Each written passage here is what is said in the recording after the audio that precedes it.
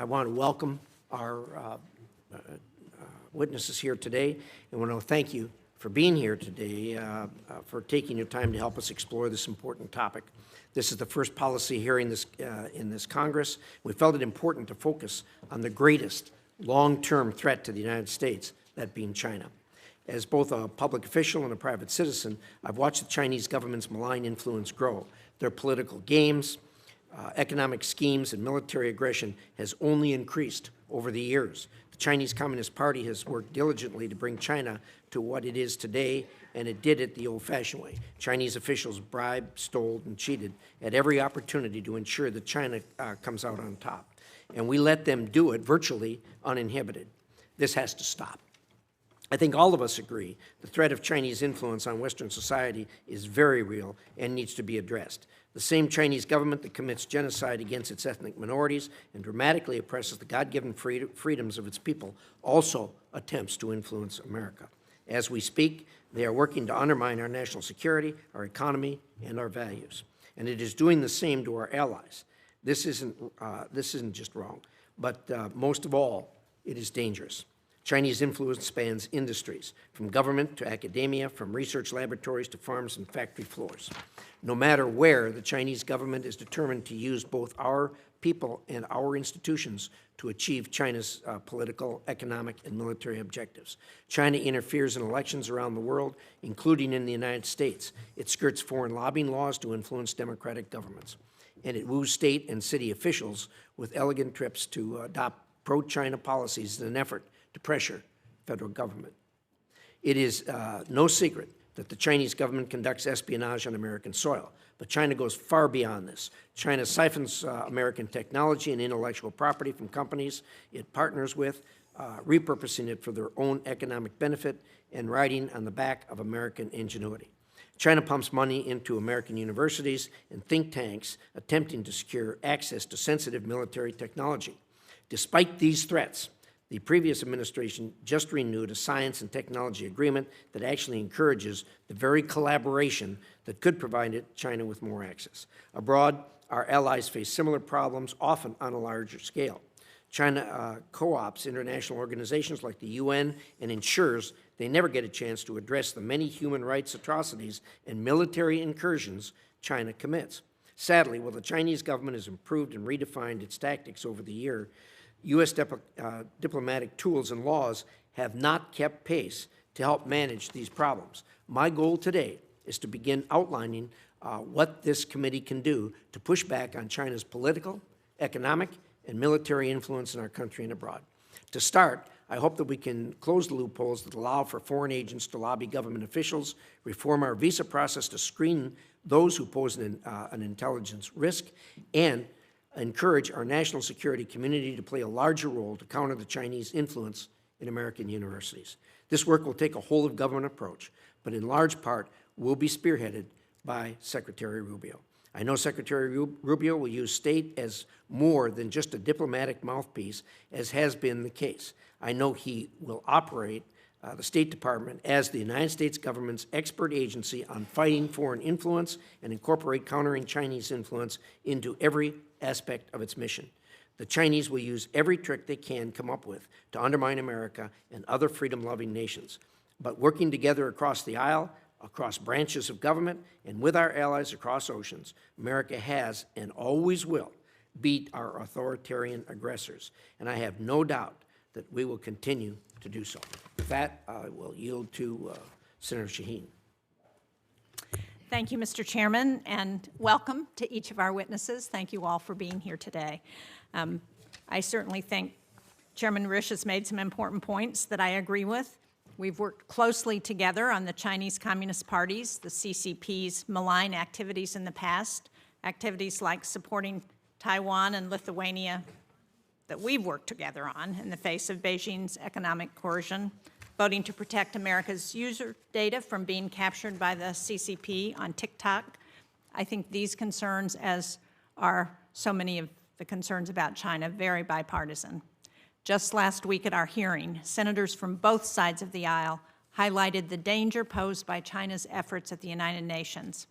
Today, China is targeting and exploiting open societies with every tool that they have. They leverage corrupt investments over decision makers in Africa and Latin America. They've tried to buy off politicians in Australia and New Zealand to undermine democratic elections. They control strategic ports in places like Sri Lanka and Piraeus in Greece. And they conduct covert espionage against American industries from advanced science to aerospace to AI. Given the stakes, I hope each of you today will share recommendations that we can take as policymakers. Something that I really want to zero in on is the growing cooperation between Beijing and Moscow. At the summit here in Washington last year, NATO labeled China a decisive enabler of Russia's war in Ukraine. But as we've seen, this partnership goes both ways. Russia has a lot to teach China when it comes to disinformation campaigns. Even before the invasion of Ukraine, Russia's Ministry of Digital Development, Communication, and Mass Media was partnering with China's National Radio and Television Administration. So when Russia published lies about biolabs in Ukraine, the Global Times, a Chinese Communist Party outlet, picked up the story. And last year we saw Russia and China working together to spread disinformation and to destabilize the Solomon Islands. The Global Times amplified stories from the Russian state-controlled media agency Sputnik, saying the U.S. was seeking I'm quoting here, a democratic transition by violent means in the Solomon Islands. Before our diplomats could refute these allegations, the waters had already been muddled to Beijing and Moscow's benefit. China's leaders have made shaping global and local public opinion a priority. They've bought up entire foreign media companies located outside China to promote pro-Beijing propaganda around the world. They've also targeted fact-based journalists with The New Yorker, The Economist, The New York Times, The Guardian, and others. And in many of the worst instances, they've gone after female journalists of Asian descent with harassment, trolling, and threats. The Chinese diaspora and human rights groups are also targets. According to the New York Times, they not only attacked a writer living outside Philadelphia who criticized Xi Jinping, they also posted sexually explicit and threatening comments against his teenage daughter. Beijing has used these tactics on its own population at home, and it's refined them for export abroad. Taken together, these malign actions are a threat to the United States. And our efforts, sadly, in the information space have not been very effective. The Foreign Malign Influence Center made strides against China and Russia in their attempts to undermine U.S. presidential elections. But Congress' failure to extend the Global Engagement Center last year, I believe, was a serious setback for the State Department's ability to counter disinformation and propaganda. China is spending billions of dollars to amplify Russian propaganda, and we need more tools like the Global Engagement Center, not fewer. Of course, as former ambassador to China Nick Burns said when I met with him recently on his way home from his ambassadorship, when it comes to how the U.S. responds to China, the devil is in the details.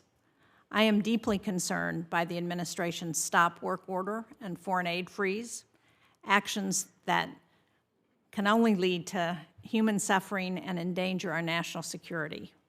They undermine America's credibility, and they give an opening to countries like China and Russia who are very happy to fill the void that we leave.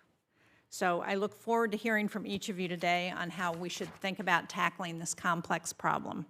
How can we best defend our transparent democratic nation from China's malign influence? How do we position the United States for a future that benefits all Americans? Thank you, Mr. Chairman. Thank you, Senator Shaheen. We'll now proceed to our witnesses who we're going to hear from today. And let me say, first of all, that the issue, as we've just heard, is not a partisan issue, but one that, as far as the problem is concerned, we're very much in agreement on. We have a really distinguished panel here today. We worked together on a bipartisan basis to put this panel together. We're going to hear from some people who are very schooled in this issue and will be helpful to us and to the American people. So we'll take them one at a time, and I'll start with Mr. Peter Mattis.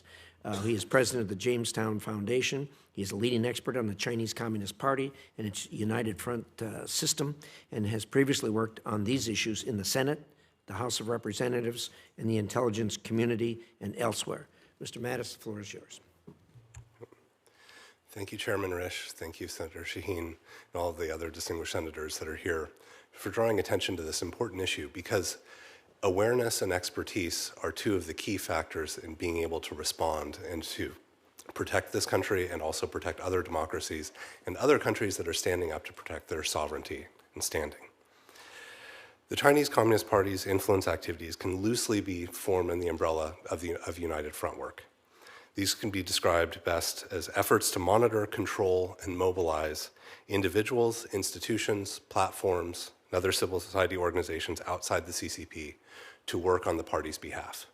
So I think to put this into kind of a context for you, it would be that if you guys maintained your campaign infrastructure in your state and then kept putting a committee into every company, into every Elks Club, Kiwanis, every school, every university, every research institute, a national lab if it's there, that would be kind of like what United Front work is. It keeps moving out to make those institutions serve the party's political purpose. And describing it in that context, I think, should make it clear why this is not something where we should describe interference or influence, but this is actually a tool that is pernicious and undermining the very functioning of institutions. United Front is also a way of looking at politics. It's a very clear calculation by the party of who are our enemies, who are our friends, and how do we mobilize those friends? How do we recruit neutrals to isolate our enemies, to strike them, and to make them ineffective? It's also a huge policy bureaucracy. Now, sometimes people say there's the United Front Work Department, but which one? The central one, the 31 provincial ones, the 300 municipal ones, the thousands of county level ones, or the ones in companies, the ones in the China Academy of Sciences and the China Academy of Social Sciences? Which ones are we referring to? This is a system that engages hundreds of thousands of people very directly inside the party, on the fringes of the party, and it keeps extending outward. The CCP's United Front sees United Front as a tool to achieve its objectives of national rejuvenation. And that national rejuvenation can sort of broadly be defined as one, comprehensive modernization, the second, unification. Now, we think of this in Taiwan, in Hong Kong, but it's really a political, economic, social, and cultural unification. It's not just having control, and it's putting everything together. The primary targets of United Front work are those individuals and institutions and platforms that really make democracy work. Their social groups, their media, their universities, their local and national political leaders, their companies. Anything that can be leveraged by the party will be leveraged. What is the harm, if you will? The first is that in some cases, when an organization is taken over by the party, our own citizens lose their voice to speaking to their own elected representatives in their own government, right? Because you can't possibly meet every one of your constituents. You rely on these groups to tell you what is going on in your state, in districts if you were in the House. But if that community organization leader is someone who's speaking for the party, you might think that you're hearing from someone who's representing 500 people or 1,000 people. But really, it's somebody who's representing the CCP rather than their fellow Americans. And you can go down a list of things, that the distortion of the marketplace of ideas, the loss of technology, as Mr. Stoff will cover, the facilitation of intelligence operations. Pushing back necessarily requires sort of insider information of institutions and organizations that are being affected, and that person needs awareness. They need something like a hearing today or other types of information, whether it's RFA reporting abroad or any other form of, say, a report from Safeguard Defenders or other civil society organizations to say, wait a minute, there's a problem here, and I can go out and find external expertise, which is the next piece. You need external expertise. And one of the ways in which the United States is very different than the CCP is that we support people who are trying to stand up for their own rights, for their own countries, for their own sovereignty. And the party is paying people to do their own bidding, that of the CCP, and not for the benefit of their citizens and fellows. And lastly, you need political power, as when I worked with Senator Cruz's staff in 2018 to keep the CCP out of the University of Texas, Austin. It took someone who was on the inside, it took the outside expertise, and then it took someone who was willing to draw attention to it and say there are political consequences for this. So to get through this, in terms of recommendations, anything that improves transparency, such as FAR reform, to make things more accessible, to make sure that it's not a quarterly update, that it's searchable, would be beneficial. There's focus on the Chinese Malign Influence Fund, like keeping it strategic rather than just repurposing funds for existing programs. And I think it's worth thinking about what are the ways to incentivize action within executive departments, such as the Department of State, so that we're asking Congress or asking the State Department to report when authorities are not used, rather than sort of trying to avoid the congressional reporting requirement of many things that are put forward. Thank you very much. Thank you very much, Mr. Mattis. We'll turn now to Mr. Jeffrey Stoff. He is the founder of the Center for Research, Security, and Integrity. He previously spent nearly 2 decades in government focused on risks to the security and integrity of research from adversarial or authoritarian nations. He now advises academia, governments, and businesses on these matters. Mr. Stoff, the floor is yours. Chairman Risch, Ranking Member Shaheen, and distinguished members of the committee, thank you for the opportunity to testify today on this critically important topic. Now that I no longer work in the government, I can speak very candidly about the PRC's method to exploit our innovation ecosystem and the failures within both the government and academia to address this problem. Over the last 15 years, I've studied China's research ecosystem and how the party state exploits our innovation. I worked closely with most federal agencies that fund scientific research, as well as law enforcement and intelligence components. That support has exposed me to a range of deficiencies and failures of the U.S. government, which were a source of my frustration and the reason I resigned from federal service in 2021. Today, neither academia nor governments of liberal democracies has sufficiently adapted to a contradictory reality. One of the most significant participants in the global scientific enterprise is also our greatest adversary, an extremely oppressive regime that seeks to dominate and displace the U.S. technologically and militarily, to reshape the world order and to preserve the Communist Party's interests. It is past time to have candid and uncomfortable conversations about the current state of how the PRC's unfettered access to our research ecosystem and its malign influence activities have profound effects on our national and economic security and the corrupting and corrosive effects that are enabled by the negligence of U.S. partners. U.S. universities are run like businesses with a primary objective of generating revenue. Academia's incentives are often not aligned with U.S. national security and economic interests. Systemic noncompliance on federal research grants and its willingness to accept and fail to report PRC sources of funding often run counter to the values of transparency and integrity that academia espouses.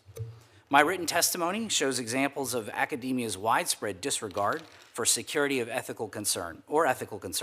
I provide low estimates of over 27,000 articles published just in the past 5 years, involving collaboration between U.S. institutions and PLA medical entities, weapons design and production facilities, state-owned defense enterprises that supply the PLA, key defense research universities, and entities that develop and deploy mass surveillance technologies to PRC public security organs, enabling human rights abuses. Much of this research is funded by federal agencies, private foundations, and corporate sponsors with few restrictions or regulatory oversight. The U.S. government has done little to deter academia from failing to comply with federal research grant rules, such as failing to disclose PRC money and support, which sometimes appear to be an attempt to disguise contracted research for the PRC as unrestricted gifts. This, combined with PRC programs that task and incentivize U.S. faculty members to bypass merit-based hiring decisions, conduct research projects at the PRC's behest, and a swath of other malign activities, create corrosive secondary effects as well. These include a vicious cycle of inequity in the system. Smaller schools that are being honest but denied federal funding have smaller budgets and fewer resources to hire PhD students, attract top talent, etc., which then makes them less competitive on future grant proposals. This also translates to fewer opportunities domestically and an erosion of STEM talent pipelines. Compounding these problems are abject failures by the FBI's near-exclusive focus on criminal investigations as a hammer looking for a nail that fails to protect earlier stages of our research ecosystem, as well as the intelligence community's failure to adapt to post-Cold War realities and the asymmetric threats posed by China, which only seldom involve espionage activities. The scale and scope of China's predations in our research ecosystem are largely unknown, making it impossible to determine the level of influence the PRC exerts over our U.S. research that overwhelmingly benefits China. My testimony discusses issues that go beyond the jurisdiction of this committee. My recommendations seek to close regulatory gaps and bolster compliance and enforcement mechanisms, and have State Department play a much larger role in many of these areas to ensure that real costs are imposed to the PRC when it violates commonly accepted norms and values of scientific research. To effectively counter the PRC's malign influence, we must find the courage to break down silos and build new paradigms for cooperation among and between federal agencies, legislative committees, and our key allies and partners around the world. Thank you, and I look forward to your questions. Thank you very much. We'll now hear from Dr. Melanie Hart. She is the Senior Director of the Global China Hub at the Atlantic Council. Immediately prior, she served at the Department of State and played a central role on U.S. responses to Chinese economic coercion, as well as strategy and international engagement on semiconductors. Dr. Hart, the floor is yours. Senator Risch, Ranking Member Shaheen, distinguished members of this committee, thank you for the opportunity to testify today. The U.S. and China are engaged in systemic competition. It is a competition over which model prevails, the U.S. model of political and economic development or China's. If China prevails, the U.S. and the world will be less free, less prosperous, and less safe. Beijing is deploying a range of tactics to achieve its objectives. Some constitute traditional diplomacy. Some constitute malign influence. The State Department must be empowered to fight on both fronts. I would like to make 5 key points. First, showing up in the traditional diplomatic arena is foundational to America's success. Our diplomats must be resourced to show up and pull every lever to advance U.S. national interests. When they do, they win. In 2020, China held 4 of the 15 leadership roles across the UN specialized agencies. Today, Beijing is down to just 1. The department made those positions a priority, starting with the International Telecommunication Union. The department identified and ran compelling candidates and launched a whole-of-department effort to rally the votes needed to win. Diplomacy works. Second, when combating malign influence, transparency is our superpower and Beijing's kryptonite. Beijing knows the China model is deeply flawed. That is why Beijing resorts to malign influence. It relies on information control to hide the costs associated with the China option and coercion to force others to bear those costs. Examples include engaging in widespread graft to sway foreign official decisions in Beijing's favor, filing libel suits against PRC critics to silence them, engaging in economic coercion, in disinformation, and electoral interference. Boosting transparency should always be step 1 when combating malign influence. These tactics are covert by design, so exposure often neutralizes them. Third, the global information space is an active battlefield that impacts every arena of U.S.-China competition. Beijing engages in information warfare.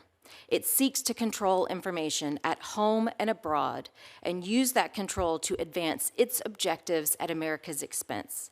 The now shuttered State Department Global Engagement Center was the primary U.S. mechanism for combating China's information warfare. GEC enabled Washington to broadcast its own messages to the global public, sharing our vision and exposing the truth about China's. GEC was not just a government megaphone. It provided grants to third-party researchers around the world, empowering an entire global army of counter-malign influence warriors to combat CCP disinformation. That is why the Chinese Foreign Ministry has referred to GEC as Washington's command center of perception warfare. I urge Congress to reauthorize the Global Engagement Center. Keeping these counter-influence warriors off the battlefield boosts Beijing at America's expense. Fourth, economic coercion requires active defense. During the Biden administration, the department launched an internal unit to provide support to nations facing Chinese economic coercion. That effort was wildly successful. So much so, it neared case capacity due to the number of nations coming in for assistance. At present, there is no single State Department FTE or office with authorization and appropriations to counter Chinese economic coercion. I urge Congress to provide dedicated resources for this effort. Fifth, and finally, I would be remiss in my duty to this committee if I did not raise the current foreign assistance freeze, which is hobbling America's ability to compete with China in every domain. Over $1 billion in foreign military financing for Taiwan, frozen. NDI and IRI are shutting down global operations. Human rights organizations, frozen. Washington has effectively abandoned the Hong Kong pro-democracy movement. I understand the need to maximize strategic focus in foreign aid. I applaud Secretary Rubio's steps to lift some restrictions, but this broad freeze hobbles America at a moment when we are in the battle of the century. It is a massive gift to Beijing. The longer it goes on, the harder it will be to regain the ground we are already losing today, tomorrow, and this week. Thank you for the opportunity to testify today. I look forward to your questions. Thank you, Dr. Hart. We'll now hear from Dr. Jennifer Lind. She is an associate professor of government at Dartmouth College. She also is a faculty associate at Harvard University and the author of a forthcoming book on the rise of China and future of great power competition. So with that, Dr. Lind, the floor is yours. Thank you, Chairman Risch. Chairman, Ranking Member Shaheen, and distinguished members of the committee, thank you for having me today. What I'd like to talk about is China's malign influence operations and influence operations more broadly. And let me talk about what these operations are and what makes them malign. Although all countries seek to build their influence through a range of policies that we call public diplomacy, malign influence operations are a very different matter. The CCP conducts extensive influence operations that are malign both in terms of goals and methods. Such operations seek to bolster authoritarianism, discredit democratic governance, reshape global norms in China's interest, and silence China's critics. In these operations, proxy organizations obscure ties to the CCP while they buy media companies and fund research and think tanks. Cyber units employ illegal cyber espionage and hacking operations, and Chinese agents coerce American citizens into promoting Beijing's interests by threatening their family back in China. China's influence operations are thus threatening because their goals run counter to U.S. interests and because of the covert and illegal methods on which they rely. Furthermore, they are threatening because they are massive in scope. They are run through a huge government bureaucracy consisting of numerous different agencies at all levels of society. The budget for these operations is said to exceed the budget of China's Ministry of Foreign Affairs. This is not geopolitics as usual. This is an unusually aggressive and well-funded effort. Now, how should the U.S. respond to these malign operations? In my written statement, I introduced a framework for thinking about U.S. policy. Its goal is not only to defend the United States from hostile Chinese operations, but also to convince Beijing to rein in its activities, and thus to establish some rules of the road to stabilize our strategic competition. The first step toward creating those rules is for U.S. leaders to identify which of China's activities are regrettable but normal great power competition. For example, although we don't like it, and although we should maintain as good a defense as possible, we can probably tolerate cyber attacks, pro-CCP fake accounts on social media. But the second category of activities is different. These are the policies or behaviors that U.S. leaders decide are intolerable. Such activities might include election interference, abductions, and operations that coerce American citizens. So step one is to distinguish between regrettable but tolerable operations versus intolerable ones. Step two is to develop a toolkit that we are willing to use to shape Chinese behavior, actions that the CCP would view as intolerable. The US government would convey privately to Beijing that if it violated the bounds of acceptable activities, we would respond in kind. That is, we would cross some of Beijing's red lines. This is not an escalation. It's how great powers establish the rules of the game. Beijing's bright red lines, the absolutely intolerables, relate to China's domestic stability. Specific policies would have to be figured out at the classified level. But once again, the core idea is not only to play defense, but to make the CCP feel the costs of its aggression and to encourage it to moderate its behavior. This sounds delicate and dangerous and hard, and it's actually harder. Let me conclude by noting that not only do we have to manage this challenging strategic competition with Beijing, but in that competition lurk potential dangers to the rights of millions of Americans, Chinese Americans in particular. Our adversary is already, at this early stage and in peacetime, coercing good Americans to work against their country on its behalf. As we formulate our responses to Chinese malign influence operations, US leaders should think about previous situations, such as World War II, Japanese internment, and Cold War McCarthyism, and think about when our institutions protected our people versus failed them. In other words, US leaders should think not only about this important strategic interaction with Beijing, but whether our policies in that interaction uphold our values. Thank you very much. Well, thank you. First of all, I want to commend the panel. We get panels through here all the time, but this is probably as good a presentation as we've had on an issue in a long, long time. Part of this whole problem is the fact that convincing America and different segments of America how dangerous of a situation this is. And one of the ones I've been focused on over the years and have been somewhat successful but not completely successful is to get a better handle on what colleges and universities are doing. The colleges and universities, as all of you know, are a really target-rich place for the Chinese. They show up with money, and as was pointed out here, colleges and universities respond to money, whether it's from their donors, from their alumni, or from the Chinese showing up with money. And most Americans are shocked to hear that we have hundreds of thousands of Chinese students studying here in the United States, with only a tiny, tiny fraction of U.S. students studying in China. And there's a huge difference. The Chinese students here are not studying ancient Greek history. They're here with the STEMs and the national security issues and everything else. And each and every one of them, whether they like it or not, is an agent of the Chinese Communist Party.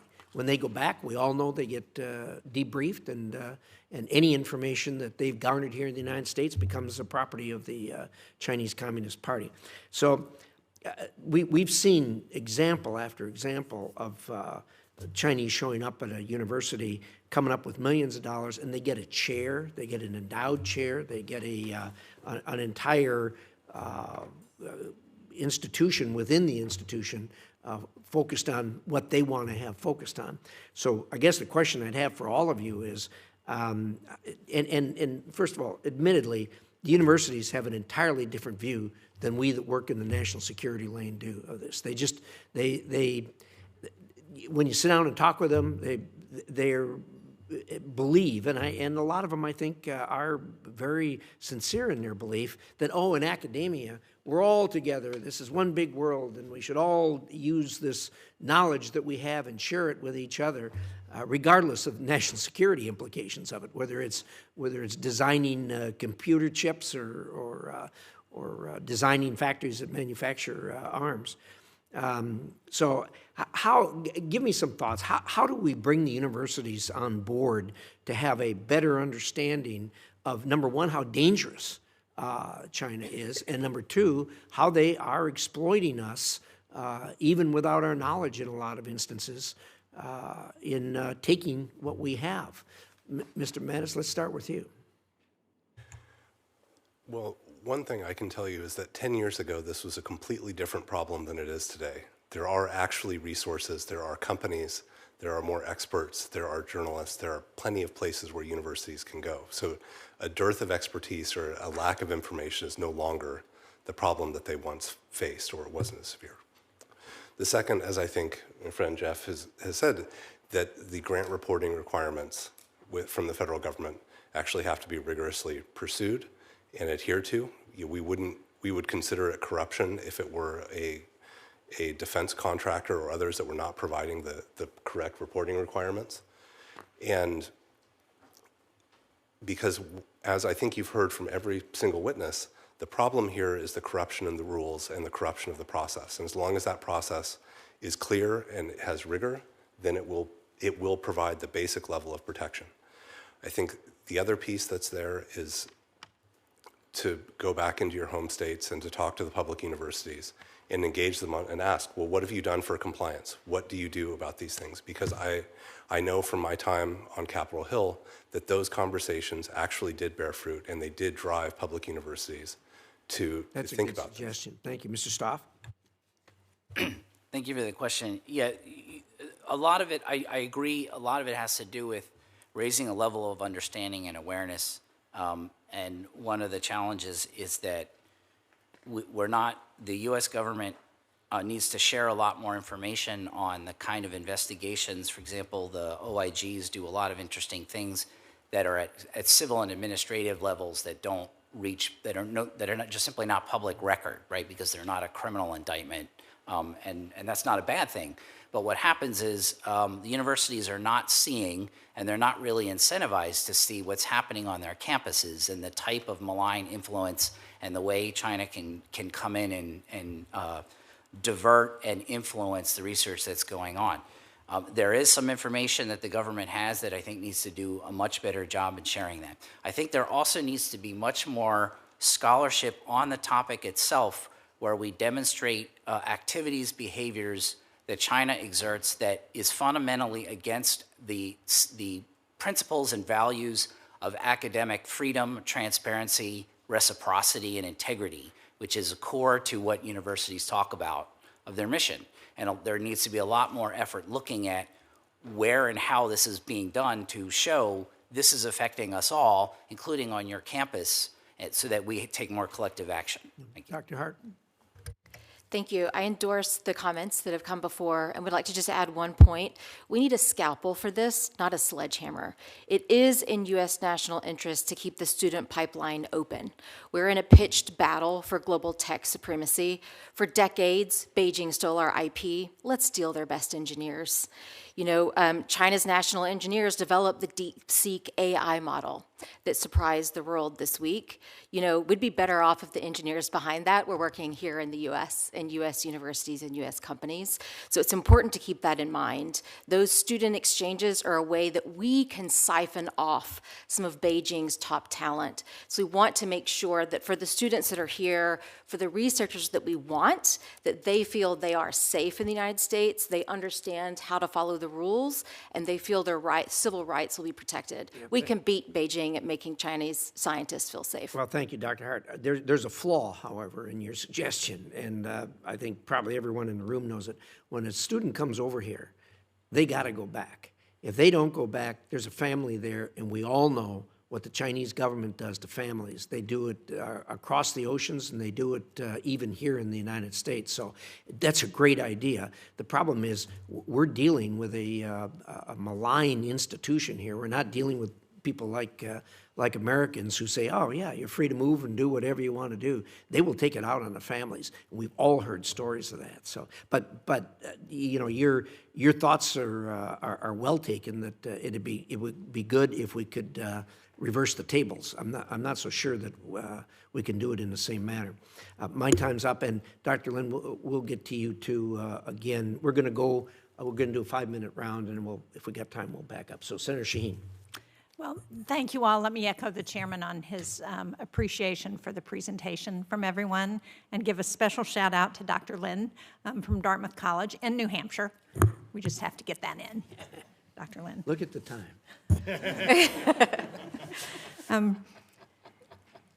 Senator Rubio, Secretary Rubio now, introduced a bill back in July of the last session that would have required the Secretary of State to work with the Ukrainian government to establish a mechanism for reviewing PRC investments in Ukraine. Now, sadly, one of the results of this foreign assistance freeze is that it's cutting off some essential services to Ukraine at a time when we know not only is Russia looking at how they can undermine Ukraine, but the PRC is starting to invest there. So if our goal is to prevent Ukraine from accepting that PRC investment, how does cutting off our own assistance move us toward that goal? And are there incentives for Beijing to play a productive role in trying to get to peace talks in that conflict? The president's raised that as a potential role for the PRC. Do we think that's likely? Dr. Lind. Thank you for your question. On the broader issue of pausing U.S. foreign aid, I agree with the sentiments that we've heard today so far that talk about foreign aid as a really important arrow in the quiver of U.S. national security, along with other tools such as, diplomacy, military assistance, and so on.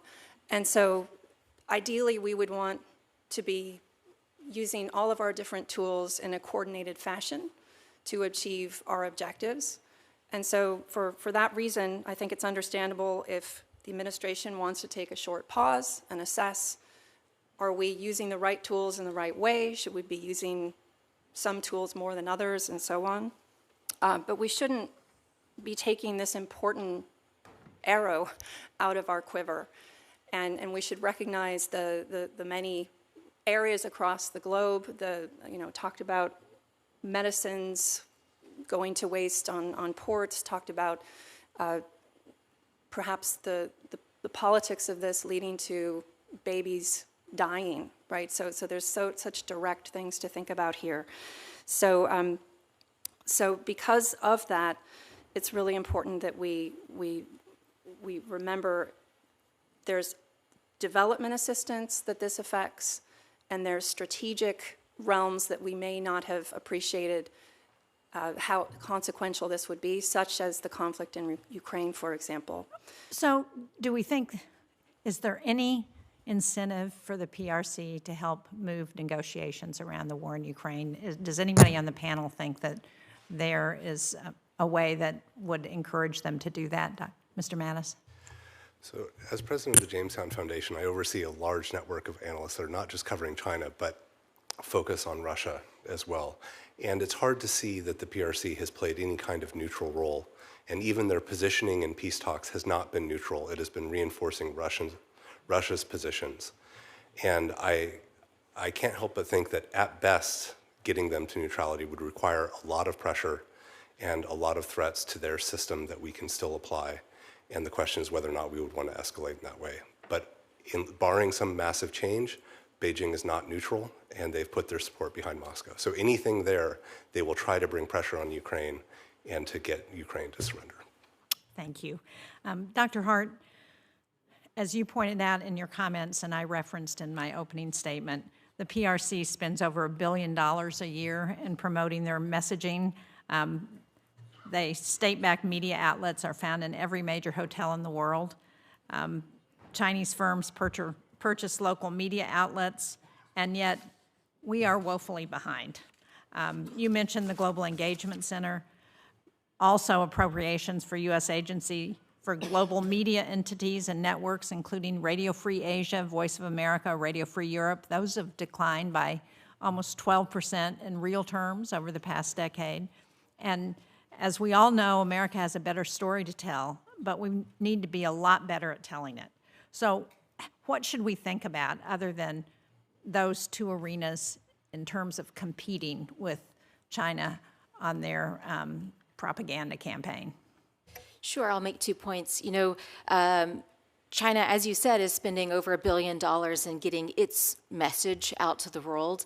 That's very difficult to combat directly, but one brilliant element of the former Global Engagement Center is that it provided grants to third parties in the United States and in other agencies to empower NGOs around the world to do their own investigations and their own exposure of what Beijing was actually up to. So it was a massive force multiplier. It enabled the United States to leverage voices around the world to combat Chinese disinformation. And that third-party element is really critical. And I would just add one other point, which is our online spaces.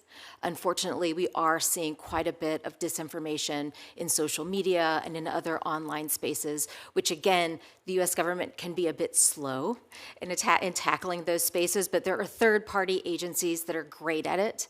The Atlantic Council has the Digital Forensic Research Lab, for example, which is actively tracking Chinese and Russian disinformation in US and other social media domains. We want to empower not just the US government, but also every ally we have in the field. Thank you.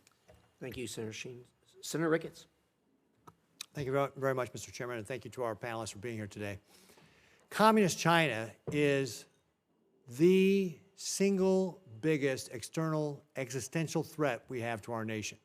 I believe that you are all making the case for that this needs to be what we focus on, and we have not been focusing on it.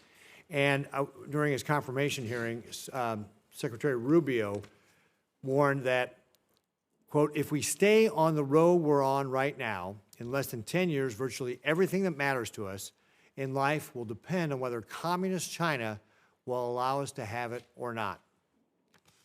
Folks, right now we're facing that first real test of whether or not we're willing to get off that road that we've been on that has allowed Communist China to take advantage of the world system and a country that seeks to displace us.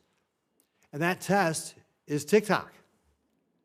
This app is just not another social media platform.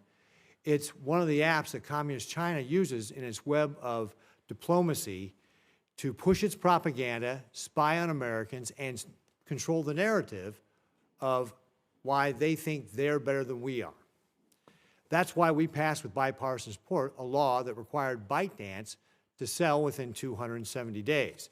And the Supreme Court, by the way, upheld that law unanimously.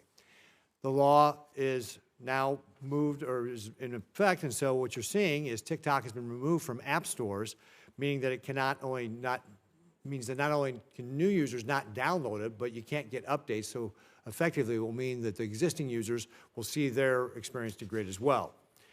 And as long as Communist China governed ByteDance controls the app, it is going to be a tool for the Communist Party in China to try to exercise its malign influence here in the United States. TikTok has 170 million users. 52% of them get their news from it. That's over 88 million Americans that rely on the app. And after October 7th, we saw that there were 50 times more downloads that were, or views that were more pro-Hamas, pro-Palestine than pro-Israel, despite the fact that polls show that Americans overwhelmingly supported Israel. And it's, the TikTok is, we talked about controlling the narrative. China suppresses the information on there. So for example, I've seen different studies that show that, for example, if you compare TikTok and Instagram, there's 80 times more mentions of Tiananmen Square on Instagram versus TikTok. 180 times more mention of the Hong Kong protest when that was going on Instagram versus TikTok. 400 times the amount of content talking about Communist China being responsible for COVID on Instagram versus TikTok. And when it comes to the Uyghurs, about 10 times more information on Instagram versus TikTok. This is part of how they are shaping the narrative. And it's just the start. And we see this in other applications as well. Obviously, with the announcement of the law going into effect on TikTok, Red Note saw a bunch of users. And of course, Dr. Hart, you just talked about DeepSeek as well. China's lining up the next apps to be able to control our things. And by the way, folks, we don't allow foreign adversaries or foreign companies to own our TV stations and radio stations. You're limited to 20% of a direct foreign ownership in a TV or radio station. We don't have such laws for streaming services. That's one of the things perhaps we can take up. So these applications are where people are getting news in America. We have laws to block them in TV and radio stations, but not for applications like TikTok. Mr. Mattis, how relevant are these apps like TikTok to Communist China's strategy to control the narrative, to be in competition with us to undermine us? So one of the points that I alluded to in my statement and that Melanie has spoken about is that this narrative fight is actually not just a narrative on narrative, but it is a competition for the platforms and the pipes, if you will, that allow narratives to move and allow them to be pushed out. So if we go back, let's say 40 years to the Soviet disinformation effort to say that the United States was harvesting organs from babies in Latin America, or was the source of AIDS as a biological weapon in Africa. Those were things that took years and years of effort. And now those stories can be disseminated to 170 million people, essentially instantly and overnight. This is the biggest change. And I think we have to keep our eye focused on what those platforms are so that they can be free-flowing, that they're not distorted. Because to me, I know it's easy to understand the privacy issue of some of these apps, but it's the ability to distort the messages that people hear that are the most important. And everything that we've learned about cognitive psychology, the way that we take in information, the way our biases become anchored, right? The more closed off or the more you're sucked into a particular information source, the easier it is to plant something that will stick and it'll be harder to pull apart. So we have to keep our eye. I focus less on the narratives themselves and much more on the groups and the platforms. You know, it's first the medium, then the message is what the party's doing. And if I may, Mr. Chairman, just real briefly, what should we do about Red Note and DeepSeek and other platforms like that? I think for those kinds of platforms, you have to adopt the same approach that was applied to TikTok, that it either is sort of removed from the control or it is no longer available in the app stores. Great. Thank you very much, Mr. Mayor. Thank you, Mr. Chairman. Thank you. Senator Schatz. Thank you, Chairman. Thank you to our panelists, and I agree with the Chairman. This is an excellent group to inform us. Mr. Mattis, I want to just start with the Philippines. As you know, they're one of our closest allies. We have economic assistance arrangements. We have life-saving support that we provide, and of course, we have a security partnership that's lasted generations. If you were a senior CCP official, how would you view this freeze in foreign aid coming from the United States? Frankly, I would be looking to exploit the opportunity that is there. And over the years, the political fluctuations in the Philippines have offered those opportunities. They've disrupted the relationship, they've disrupted partnership, and anything from Beijing's perspective, or if I were a senior official in the United Front Work Department, I would be doing everything I can to exploit whatever chaos is there in the U.S.-Philippine relationship. What would that look like? Here are the sort of the traditional tools of sort of corruption. I would be looking also to mobilize groups to lobby politicians to say, well, look, the U.S. is an unreliable ally, and that you need to pull, you need to move in this other direction. I would be looking to create pressure about escalation risks if the Philippines chooses to defend itself, Second Thomas Shoal and other territories. It could go on a range of Sure. themes like that. Do you think this moment is particularly important? I mean, it seems to me like tactically that if I were a senior CCP official, I would be mobilizing this week to be making some moves that are specific to the opportunity presented this week, not just as a general proposition in terms of great power competition in the Asia-Pacific region, but specifically to seize this opportunity of us looking like an unreliable partner. Is that fair to say? Look, when I look at the CCP, what I was alluding to was a long-term set of ambitions and clarity. And we may be talking about this more, but it doesn't mean that 10 years ago we didn't know or we didn't see these. It's just that we weren't looking. No. So there are always opportunities to exploit. So let's go to Papua New Guinea. A lot of natural resources, but it's at risk of becoming a foothold for PRC military expansion. But right now it has the highest HIV incidence in the Pacific, and it's rising. It also has a lot of unexploded ordnance. And last year, the Department of Defense signed an $864 million defense deal with Port Moresby. So it seems to me that the Philippines is one question. We have a bilateral relationship that spans generations and is sturdy, like under Duterte, less sturdy, but still solid, even when we have a president who's an unreliable partner. But in places like PNG, where to use the domestic equivalent. They're sort of swing states. They're open for business for to being aligned with China, to being aligned with the United States, to playing both sides against the middle. I'm particularly concerned about smaller countries for whom withholding of economic or military or life-saving support is not something they can sort of weather. And so I'm wondering if you can talk about PNG in particular. I don't know specifically about this, and I think it's the Secretary's job to determine how the priorities go, because we cannot be everything to every country. And I would hope that there is some systematic view of where do we prioritize, what is important, where can we intervene effectively, and where does an intervention simply sort of put pour bad money after bad. Yeah, Ms. Hart, did you want to just comment, just generally speaking, on the opportunity we're presenting to the CCP? And I don't mean generally, I mean this week. Sure. Basically, we've given Beijing a blank check and kneecapped the United States and the entire global pro-democracy movement. If you want to talk about PNG and their need for medicines, there is very clear pattern that during the COVID crisis, Beijing forced nations around the world to carry out its political edicts in exchange for COVID vaccines. I have no doubt that Beijing is already showing up in capitals where the United States is pulling back and saying, here is your HIV medicine, and guess what? Here's the 3 things you need to do for me today to get it. Thank you. Thank you, Senator Schatz. Senator McCormick. Thank you, Mr. Chairman, and thank you. What a great and sobering panel. Mr. Stoff, I'd like to start with you and talk about the CCP's IP theft and research security. I ran the Commerce Department's export controls about 20 years ago, and even then, there were warning signs of the CCP's infiltration. I remember giving a speech that talked about 90% of Chinese software being stolen or acquired mostly from the United States. Here we are 2 decades later, and that risk seems more extreme and pervasive than ever. And when it comes to the CCP theft of U.S. research and IP, where are we most vulnerable? And are research security requirements for sensitive dual-use technologies, in particular, keeping up?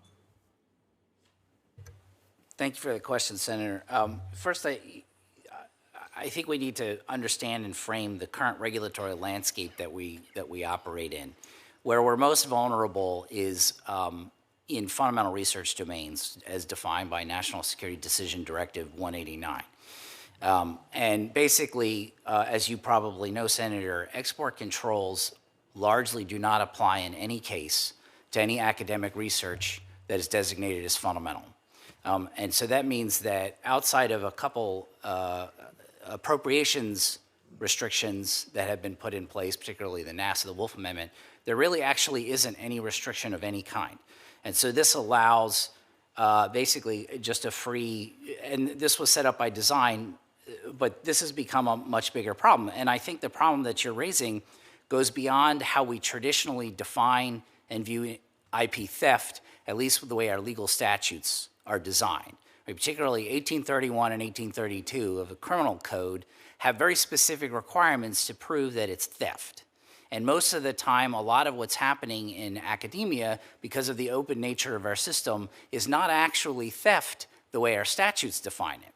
And as such, the entire early stage of our research and innovation ecosystem is basically rife for complete penetration, influence, and diversion of all of that technology and research for China's benefit. And as was pointed earlier, I think Chairman Richardson mentioned, and when China comes in with lots of money, this is irresistible. And the combination of those 2 things make it very difficult for U.S. policy to affect change because they're just simply, originally by design, enough regulatory oversight to do anything about it.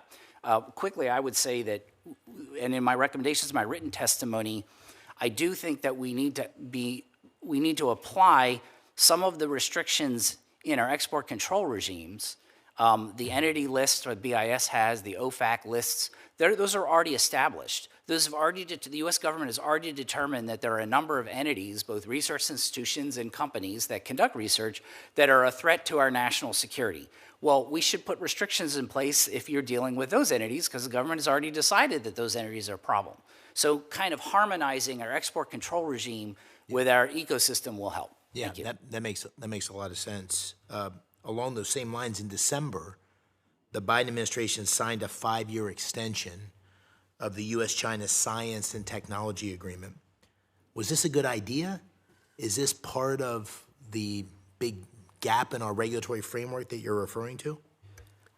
To be honest, Senator, I am not familiar enough with the details of that agreement to opine on whether this is effective or not. But the sense I get is most of the policy apparatus and how universities and the government interacts with each other, grant-making agencies, et cetera, the things that I recommend, I don't think would have any bearing or effect on this larger government-to-government science technology agreement. I think there's all the things that I recommend would not necessarily conflict with that agreement. Thank you. Mr. Mattis, just very quickly, we saw all the announcements this week around DeepSeek, R1. Does the proliferation of open source AI models that are trained to push the CCP's propaganda advance the party's efforts to shape public discourse in the United States? And how can this open source approach enable future influence operations? So very quickly, I think there are two dangers of platforms like this from coming out of the PRC. The first is that it is a data collection effort, that the more people interact with these systems, the more that is brought in. And this is something that is, goes back to sort of the back-end software that are on Huawei telecommunications and conference equipment. Many other areas where you can see the PRC putting things kind of astride those pipes and platforms that allow them to benefit from the flow of information. So that's the other piece. The second is that the more that those models are trained on an international set of data, the more we're able to see things like the effectiveness of automated disinformation systems and propaganda systems that we have seen the PRC use. And the better those are, the harder it is to deal with, the harder it is to recognize them, the harder it is to shut it off. Thank you. Thank you. Senator Coons has yielded to Senator Kaine, as I understand it. Senator Kaine. Thank you, Mr. Chair, and thanks to my Delaware colleague, Senator Coons. Thank you for being here. I'm interested in all of this topic. I'm particularly interested in Chinese influence in the Americas. I have maintained during my now 12-plus years here under presidents of both parties and under Senates controlled by both parties that we don't spend enough time or attention in the military space through Southcom or in the foreign assistance space. We're not focusing enough in the Americas.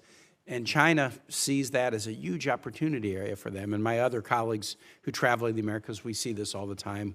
Investments in Panama, offers of, 5G systems to nations like Costa Rica. And we appropriately warn allies in the region about the dangers of these. And we usually hear the same thing. Yeah, we understand, but do you guys have anything on the table for us? And what we tend to say then is we kind of diplomatically stumble over our tongues because we don't really invest.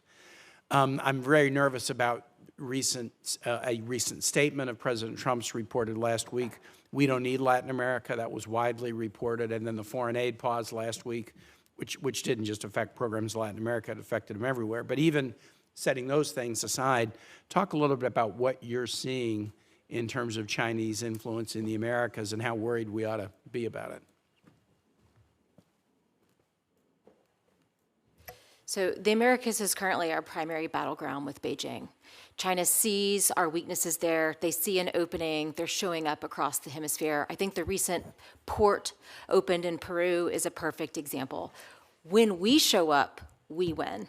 And one example, I would like to thank Congress and this committee for authorizing and appropriating the CHIPS Act, which included $500 million for the State Department to show up in Latin America and elsewhere and partner with nations to support U.S.-based semiconductor manufacturing. And just to use as an example, there was a CHIPS plant in Costa Rica that had closed, relocated to China, but it is now back up and running in Costa Rica.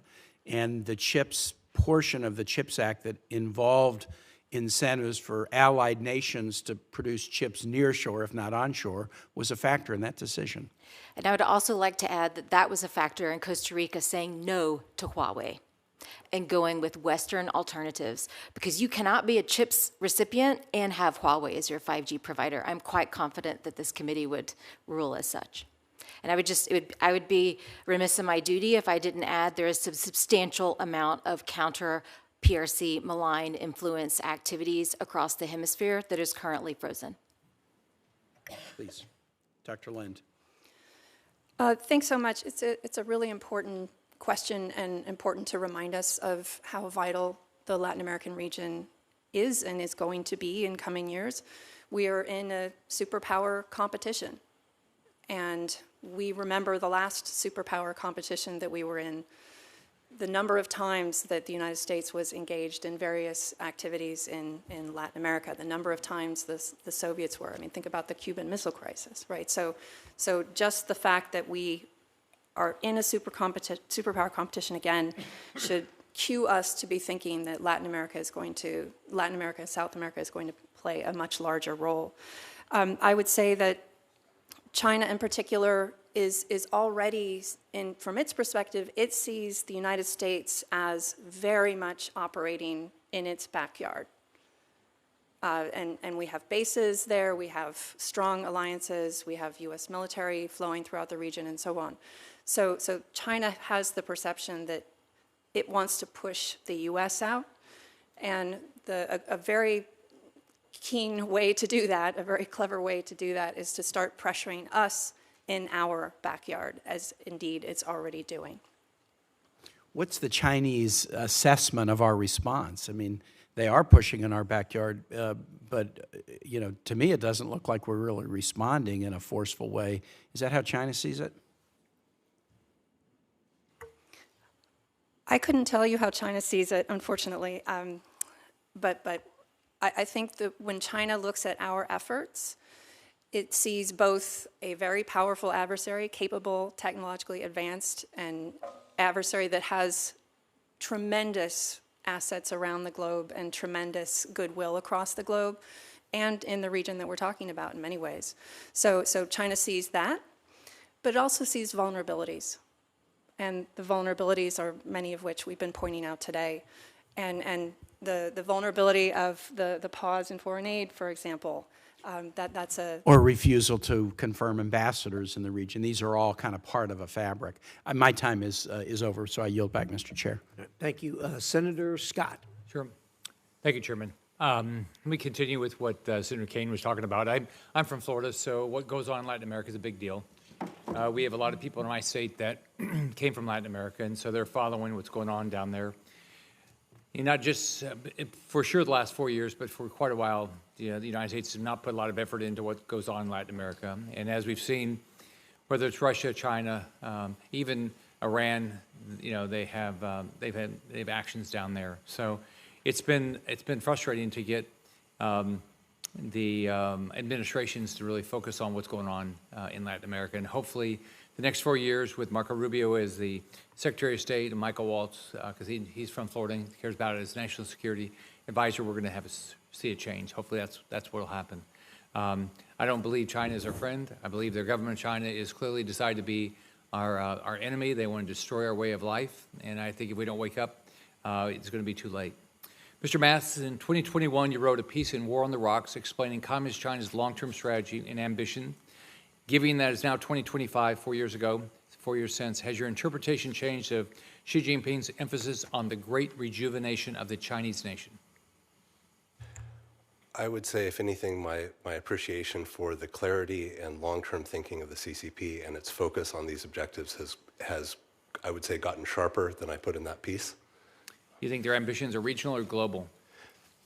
They're global. They've always been global. I mean, if you look at the way that Mao launched the Great Leap Forward, he was not talking about China becoming, or the PRC becoming the world's, or the Asia's largest steel producer.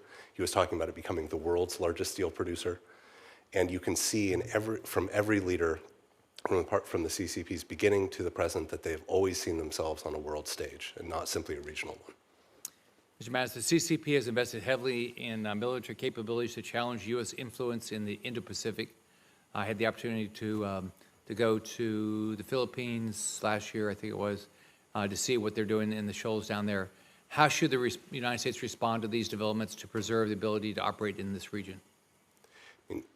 Ultimately, this is a place where the sort of the tyranny of geography and time requires us to work with allies and partners, and it requires us to make a greater investment in the number of platforms and ships and planes and drones that can be able to operate over those kind of large geographical distances.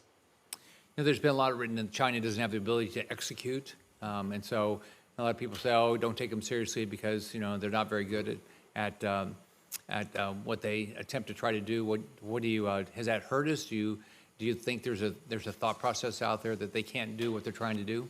We have a logical fallacy in the way that we have analyzed the PRC, which is that we use what we think their capabilities are today to dismiss their ambitions for tomorrow. And when in 1993, when the new strategic military guidelines were set out by Jiang Zemin and talking about fighting this kind of precision warfare in an information-rich environment and being able to exploit that, it looked like science fiction for where the PLA was. No one's laughing now about where that is. And what I find troubling is that when you look at a lot of analysis of the shortcomings of the PLA, is that we are quoting them talking about themselves. I do not like that the PLA is a self-conscious and self-aware actor that is seeing its problems and trying to fix them. And they're talking about some of these problems in a way that we don't actually know what their level of capability is. So just to take an analogy and say we're talking about a gymnast. Every gymnast has some trouble with sticking the landing. But the difference with sticking the landing between a 13-year-old and with an Olympian medalist is a completely different physics problem, and it's something completely different. But it would still show up as there's trouble sticking the landing. We don't know where the PLA's actual capability in some of these things are. So for each of you, do you buy Chinese products and services, and do you think Americans should? I can start with you, Dr. Lin. Do you buy Chinese products and services? I think probably everything I'm wearing and carrying is probably from China, and I think that's the case for many people here. Do you try not to? No, not consciously. Dr. Hart? I have young kids, and so I pay a lot of attention to where things are made and what the quality is. And that means that we tend to buy more from the U.S., and that means, unfortunately, we pay more for it as well. Stoff? I echo Dr. Hart's. I make great pains to try to avoid when I can, but it's quite a big challenge. But I take efforts to. Yeah. Mr. Mattis? I'm in the same situation as Dr. Hart, and I think it's important to pay attention to what you buy and where it comes from. We shouldn't care more about where our coffee comes from than we care about where our T-shirt comes from. Thank you, Chairman. Thank you, Senator. Senator Coons. Thank you, Chairman. Thank you to all four witnesses. And I apologize for my lateness in arriving to question. There is another confirmation. There's a confirmation going on in another committee. I'm particularly concerned about the possible expansion of China's influence, both at home and abroad, as a result of a freeze on our foreign assistance, and in particular the way it's being implemented and its cascading effect. There is nothing China wants to do more than limit the reach of our global influence, than to reinforce their impression that we're an unreliable partner with countries throughout the world, and particularly in the global south. And my concern is that we put our security, our economic, and our diplomatic interests in danger with an abrupt pause that puts a halt to actions to counter malign activity by the PRC, to advance democracy, to invest in infrastructure. Dr. Hart, you referenced in response to a question from Senator Kaine the importance of our showing up in the CHIPS Act, a bill that came out of this committee that President Trump signed into law, the BUILD Act, helped create the Development Finance Corporation. It's received robust funding and support from both President Trump, President Biden. I'm hopeful that that will be part of our efforts to engage in infrastructure and in showing our influence.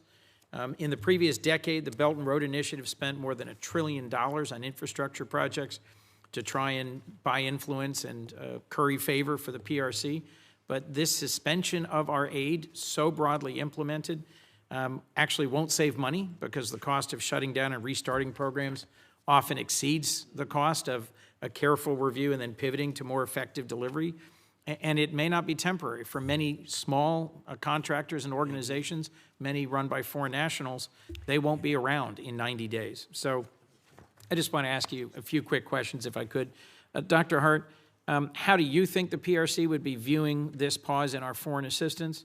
And what impact do you think it would have for our pro-democracy work, both the IRI, the International Republican Institute, and the NDI, the National Democratic Institute, to have a 90-day freeze on their spending that would require them to lay off their employees, their contractors, and cease all activity?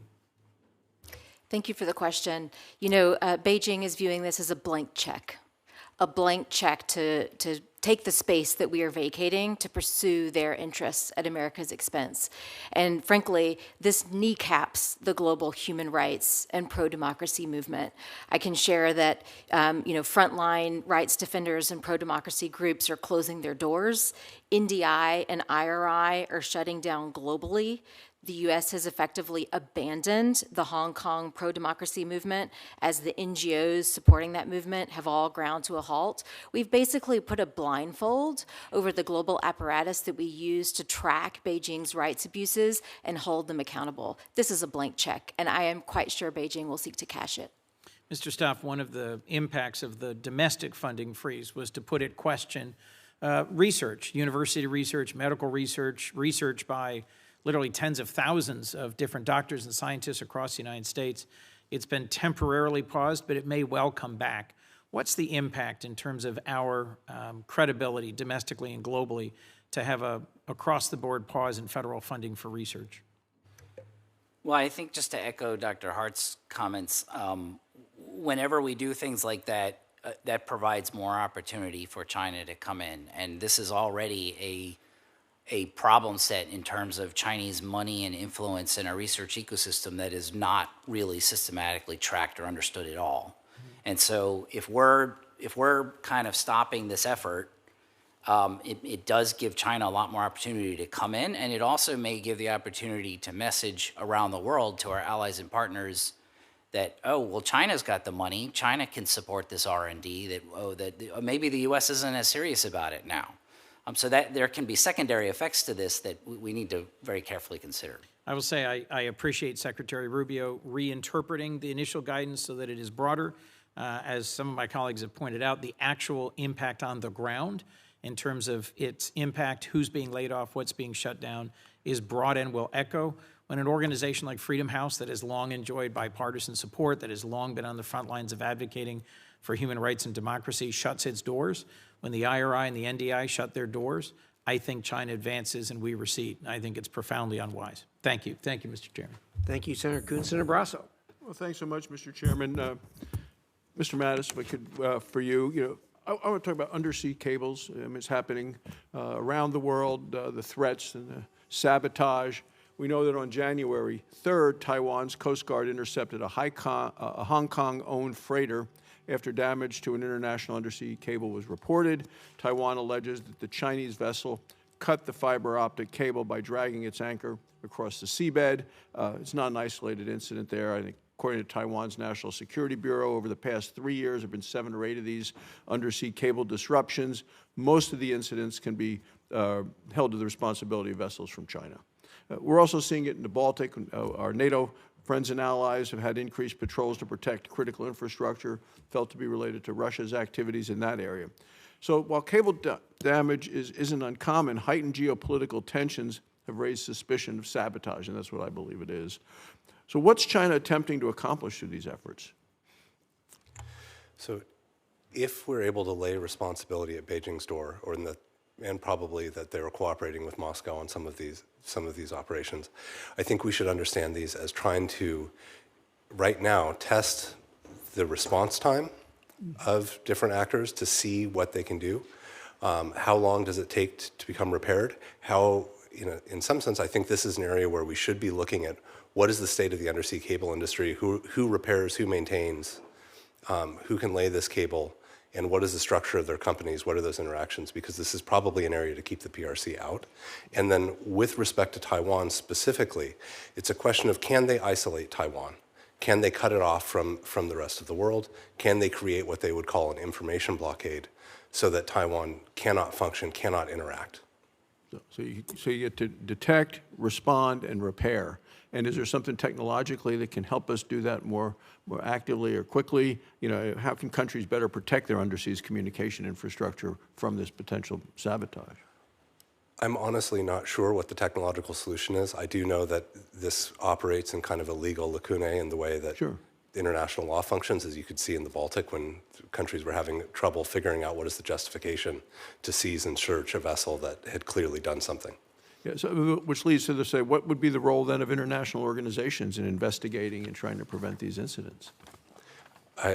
I think it's a country level investigation. It's an international cooperation, and to the extent that there's any international organization that has a role, they should be involved. And I think it's an important recognition for us that we have to understand that such an investigation only works when that organization has the integrity of its own processes. And I think everyone here could give you an example of an international organization that has not kept that integrity, and it's led to problems.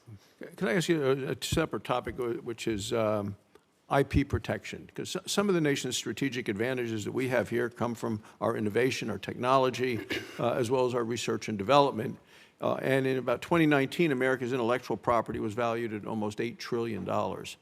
China poses, I believe, a serious threat to our businesses and our academic institutions. The Chinese Communist Party consistently steals intellectual property, patents, other data.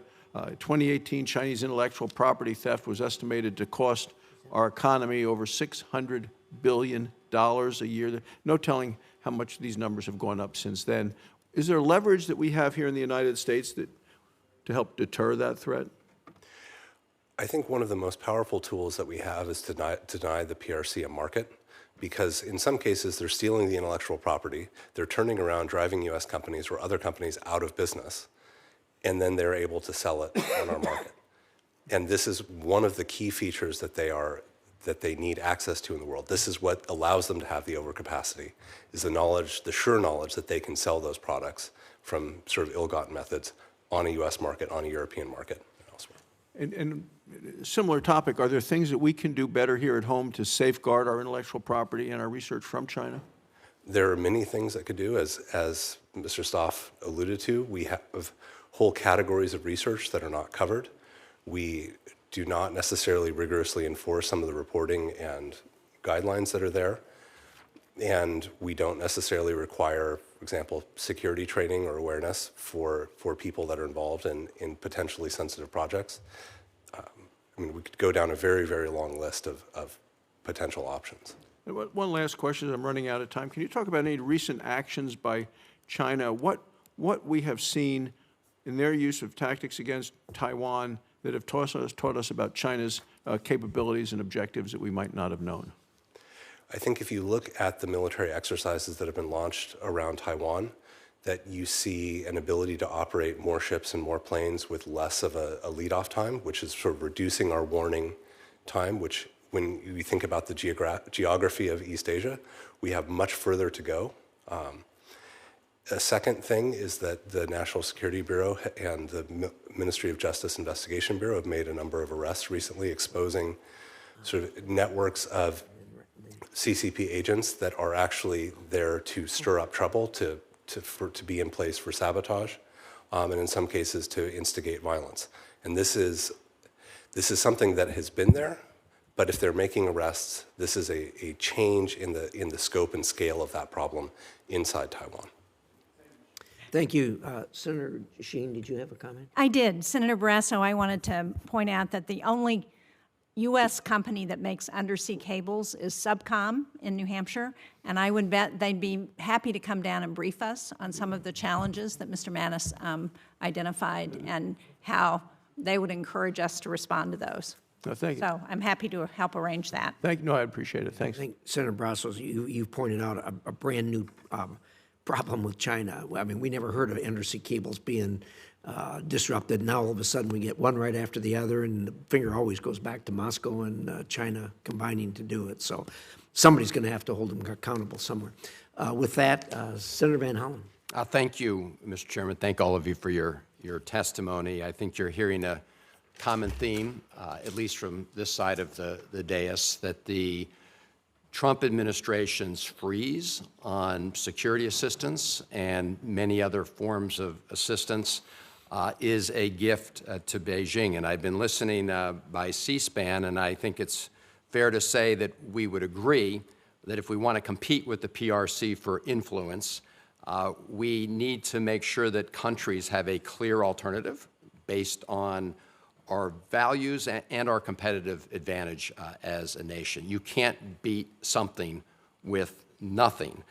And we have to be a reliable partner.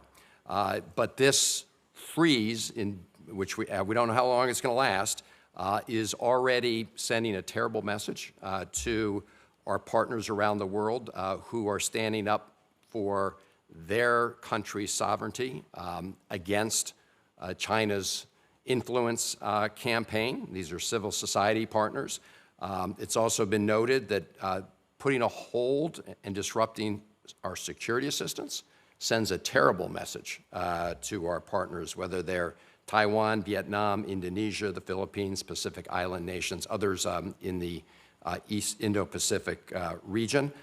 These countries rely on that ongoing support, and cutting it off without notice and without a clear idea when it's going to resume clearly puts us falling into China's hands. Then there are the human rights defenders that people have talked about. We know about the PRC's transnational repression of dissidents and how it's expanded, reaching dozens of countries. Both the State Department and AID provide urgent life-saving assistance to human rights defenders. There's also the decision of the Trump administration to withdraw from the World Health Organization, which again is a space that China will be happy to fill the void. And we're also learning about this purge over at USAID, where dozens and dozens of civil servants who have qualifications in these areas are being summarily sent home, and sometimes with pay, contractors without pay. So I guess my question is, as I sort of listen to the testimony so far, Ms. Hart, is, and I know Senator Schatz asked a version of this question, but if you're President Xi, right, are you looking to exploit this moment? And what would you be doing to exploit the moment? And do you agree that what we've seen is really an unforced error and gift to President Xi and the PRC? Absolutely. So first, I would like to acknowledge and thank Secretary Rubio for the measures he's taken thus far. I would hope to see them extended to cover other programs, including the counter-China programs. Basically, this across-the-board freeze has kneecapped America in the global competition with China. We've talked about how this silences and blindfolds our human rights watchers, giving Beijing a blank check to commit human rights abuses, including forced labor abuses. We've talked about, the Taiwan military, foreign military financing freeze, which gives Beijing a blank check to ramp up the coercion around Taiwan. There are two others I would like to mention. Cyber assistance is frozen. We are giving Beijing a blank check to commit cyber attacks against some of our partner nations. States CDP, the Cyberspace Digital Connectivity and Related Technology Fund, provides rapid foreign assistance to small countries that are being targeted with Chinese and Russian cyber attacks. That's turned off. Beijing has a golden opportunity to go after networks. And another one that hasn't been mentioned thus far is, with DFC over the past few years has been finally chipping in outbidding Chinese companies, even Chinese state-owned enterprises, in global infrastructure projects, including ports and telecom infrastructure. That is where we want to put Beijing on our back foot. But DFC is impacted by the freeze. And XM may not be directly impacted, but any company has to look at U.S. financing vehicles. Any country has to look at XM and DFC and question how reliable they are. So it not just kneecaps us in human rights, in protecting Taiwan, in resisting cyber attacks, it also undercuts our ability to outbid Beijing in ports and telecom infrastructure.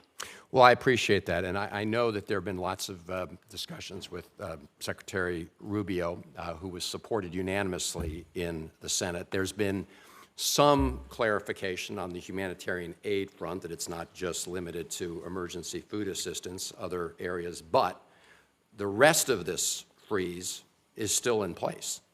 And you've described the really terrible consequences. So I hope we can end this sort of this forced error, our own goal here, and get back on track. Thank you, Mr. Chairman. Thank you, Mr. Chairman. Ranking member, it's great to be with you. Before I begin my remarks, it's important to me to lay down some foundational principles that I believe all of us operate on.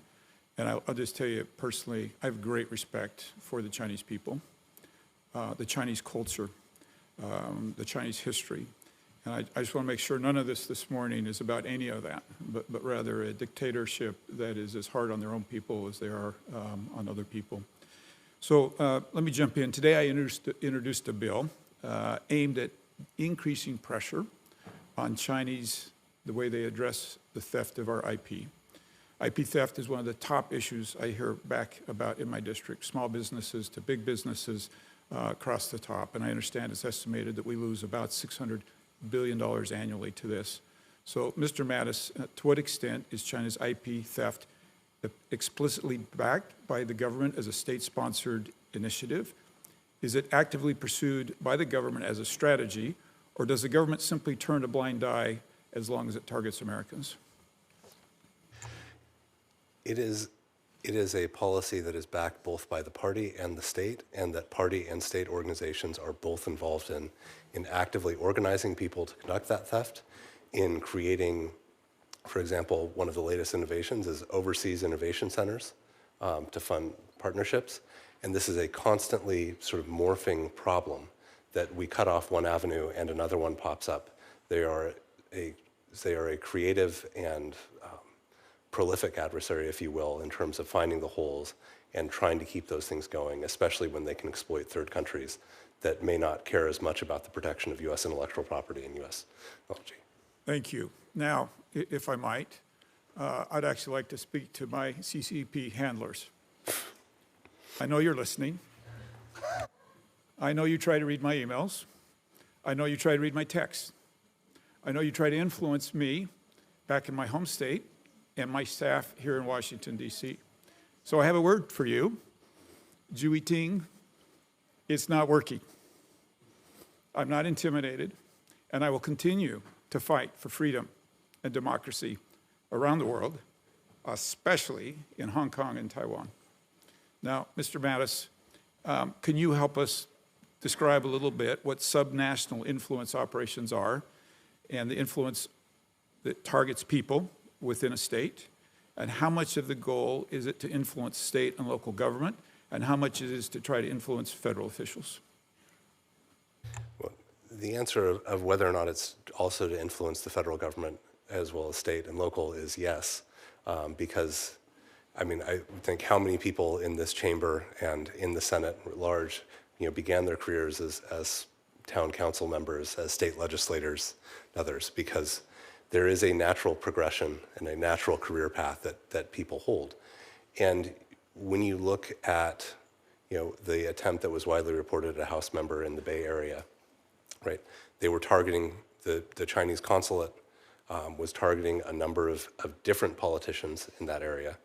And in your home state of Utah, they have certainly looked for specific connections back to the PRC and looked for ways to shape government decisions. And one of the other things that you can see there is it can be regulatory. Some states required a change in their laws to allow a Confucius Institute at those universities, so that's occurred. You can see it in terms of trying to push government procurement so that PRC products, rather than from Huawei, from Lenovo, from others, rather than others that might be safer, are put into government. And I think anything that you can describe or that you have heard reported as being directed at a national government has been directed at a state and local. And the biggest difference is they lack access to the staff resources and oftentimes the knowledge to be able to push back effectively. Although I think your state has the most robust private sector in trying to identify and push back on these threats. Yeah, good, thank you. I'd like to kind of end where I began and just double down on this. Like, my goal is that we have a strong, productive relationship with China. We don't need to be at odds, but it has to be a relationship that's on the equal. You can't steal our intellectual property. You can't take advantage of our businesses. and expect us to have the type of relationship that we need to have for not just us, for them, and for the entire world. And so thank you all. Thank you for this hearing, and I yield my time. Thank you, Senator Kurz. Senator Rosen.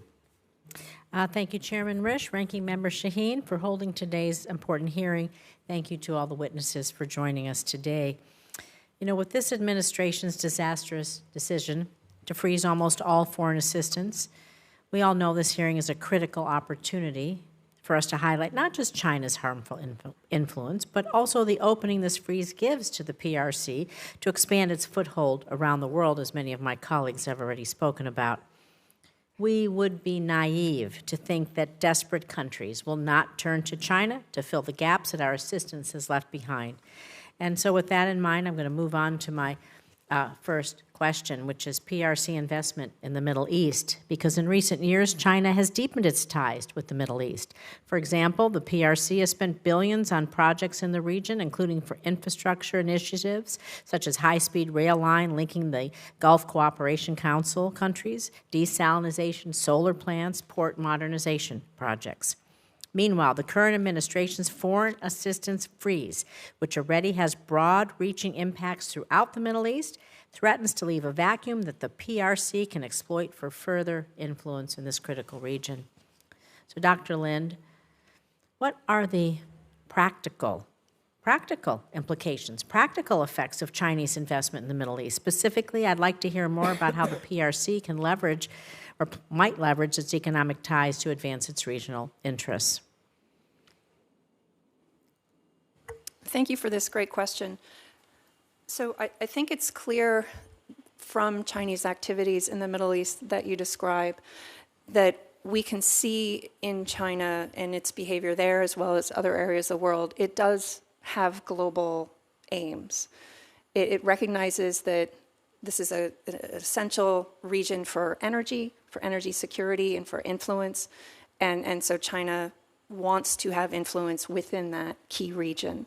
So its actions tell us that pretty clearly. I think the other thing, getting to the practical implications of this, so obviously this is letting the United States know we need to be engaged in this region if we want to maintain the influence that we've had. And then also on the theme of today's hearing, I think this is a region where we particularly see the risk of China's support for global authoritarianism. China is probably the world leader in what we talk about technologies of authoritarian repression. And this is one realm in which it practices tremendous influence around the world. And in this region in particular, it's just, there's so much demand for what China is selling. And it's not, by that I don't mean just Chinese technologies. I mean certainly Chinese firms, but also Chinese government influence, Chinese government partnerships.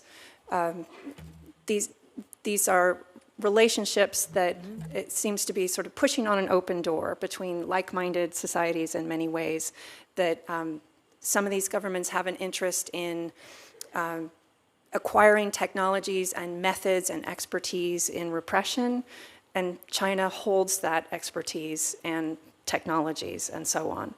And so those are, I think, among the biggest practical implications of its involvement there.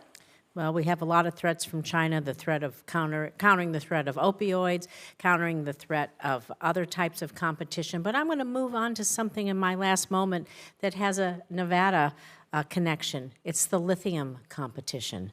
Because given the dual-use potential economic importance of lithium-ion batteries, securing a reliable lithium supply, it's a national security imperative. Nevada's poised to be a global leader in this issue. We're home to the highest proven lithium reserves in the United States. So Dr. Hart, I'm concerned that Chinese battery exporters, we think about other ways they can influence us, and we all like our phones. You know, people know about lithium from that. That deliberately lowering the price of lithium-ion batteries to undercut U.S. and allied manufacturers. It's a tactic the PRC has employed in the past. So can you talk to us about how we can weather this unfair practice and ultimately win the lithium-ion battery race with China? Sure. So where we have sectors that Beijing controls global supply chains, and we're working very hard to get alternatives online, such as the projects in Nevada, getting those alternatives online is step one. Step two, I suspect we're going to need something like a buyer's club for these critical products, whereby the United States and key allies and partners agree to buy from each other, recognizing that we won't cut each other off. Otherwise, if we have a completely open market, China will do what China has done before, which is dump product on the market to put these really important alternatives out of business. So getting them online is step one. But for step two, we're going to have some kind of multilateral arrangements or buyers clubs to encourage and incentivize companies to buy from Nevada instead of buying from Beijing. And would you think it's a good idea for the Department of Energy and the Department of Commerce to continue to fund the lithium loop that is in Nevada as a tech hub that will help us fight China? I think our national security may depend on it. Thank you. Well, thank you very much. I want to thank our panel. Dr. Lynn, as we closed here, you hit on a point that I think really deserves underscoring, and that is the fact between our cultures. And that is, you were talking about the technology they produce for really controlling populations. And there is a real difference between autocracies and democracies in that here we in the United States and other democracies, we the people want to control our government, and those autocracies are in the exact opposite business, and they have a government that wants to control their people.